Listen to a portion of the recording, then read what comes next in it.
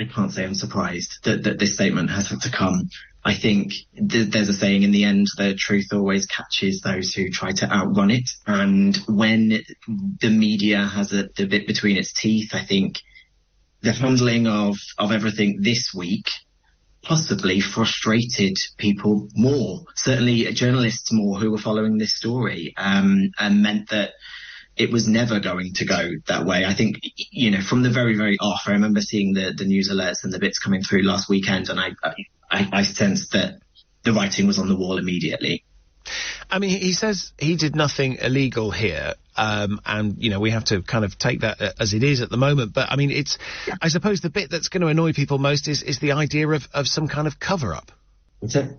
And I think that is the problem that has been writ large throughout the entirety of this. The statement itself, you only have to look on social media to see the sense, and obviously social media is only one area, but you get the sense of what people are feeling from this. I think the statement, unwise but not illegal, in a way that speaks for itself. I think nobody needs to add anything more to it. But I think the big thing here is people feel at every juncture that there is something more to this. We're not getting the final story, even perhaps in the statement that comes from his... I was going to say, you think people are still thinking that now?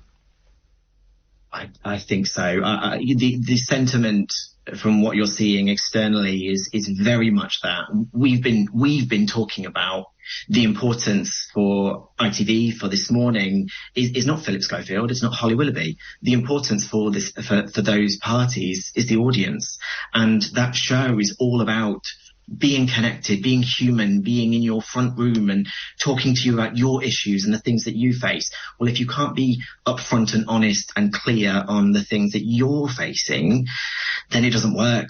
Regardless of the partnership, it somewhat struggles. And we've got to view this as well. This follows on from the controversy over the issue with the Queen lying in state as well, and the queuing. I mean, this has been a bit of a PR landslide, a bit of a downfall for Philip Schofield for the last 6 months or so.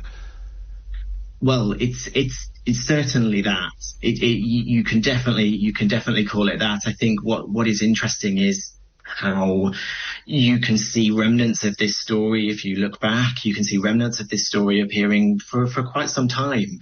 The issue now becomes, I don't think this PR nightmare is over. I think there is more to come, and I think that the PR nightmare is actually moving to an extent. Philip Schofield, I think we all know where that goes. There is no real way back, and I think the PR nightmare now moves to other members who knew what and when. I mean, is this just potentially a PR nightmare for ITV now? I believe so.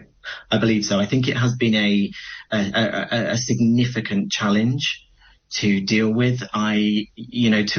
To empathise with the people that are having to work through this, it must be incredibly hard, and there will be things that we don't know.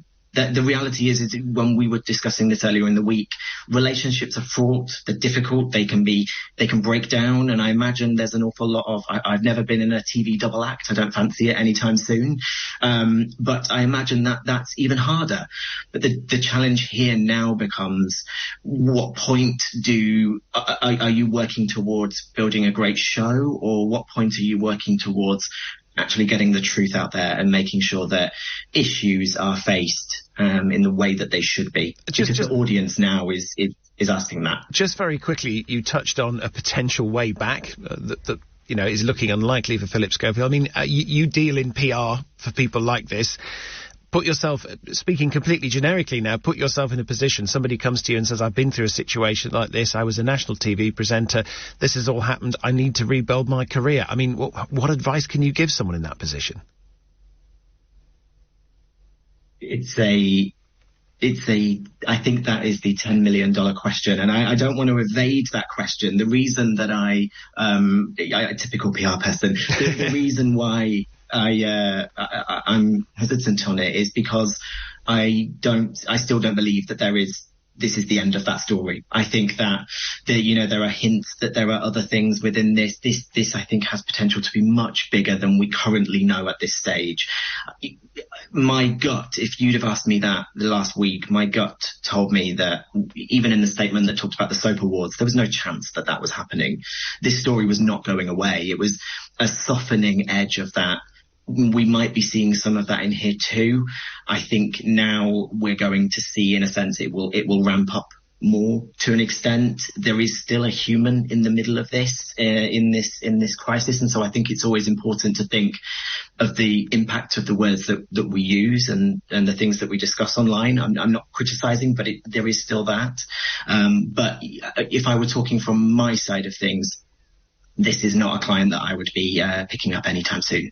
Josh, thank you very much for joining us this evening on LBC News. Josh Wheeler, the founder of B Broadcast, a specialist broadcast PR agency.